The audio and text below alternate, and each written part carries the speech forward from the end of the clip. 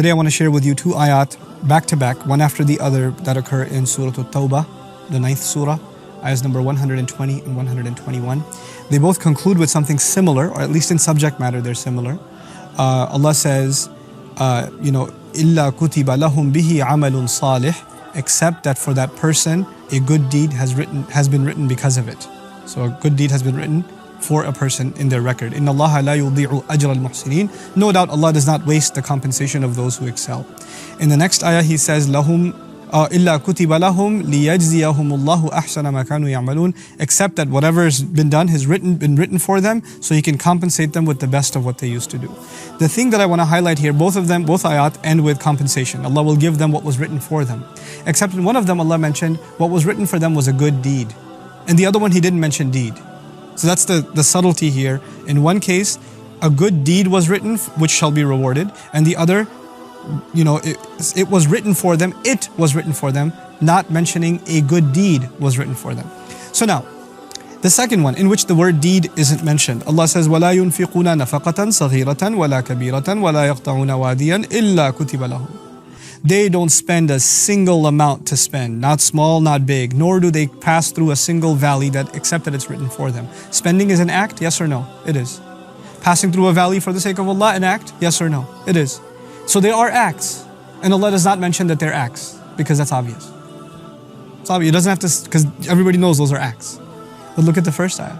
ذَلِكَ بِأَنَّهُمْ لَا يُصِيبُهُمْ ظَمَأٌ وَلَا نَصَبٌ وَلَا مَخْمَصَةٌ فِي سَبِيلِ اللَّهِ. Oh, so beautiful. He says, that's because there's never a time that thirst strikes them. There's never a time that exhaustion strikes them. There's never a time that extreme hunger strikes them in the path of Allah. So I'm going to highlight these three for now. Thirst, exhaustion, hunger. None of those are acts. You're sitting there thirsty. It's not an act. You're tired. That's not an act. You're hungry. You're starving. It's not an act. But when it's for Allah, it's an act. He says, إِلَّا كُتِبَ لَهُمْ بِهِ عَمَلٌ صَالِحٌ. It's written as a good deed for them. SubhanAllah. SubhanAllah.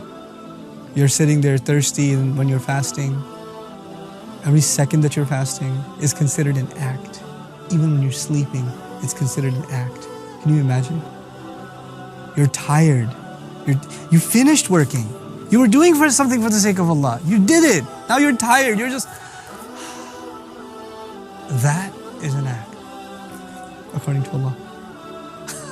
You lying in bed with your back hurting, I hope Allah counts for that one. Allah is not just counting what you did. He's counting you lying in bed tired. That's being written for you. That's the beauty of these words. What you did not expect to be counted as a deed, Allah counted as a deed. May Allah Azza wa Jal reward us for everything we do and everything that He considers we do. Barakallahu li wa lakum. Assalamu alaikum wa rahmatullahi wa barakatuh.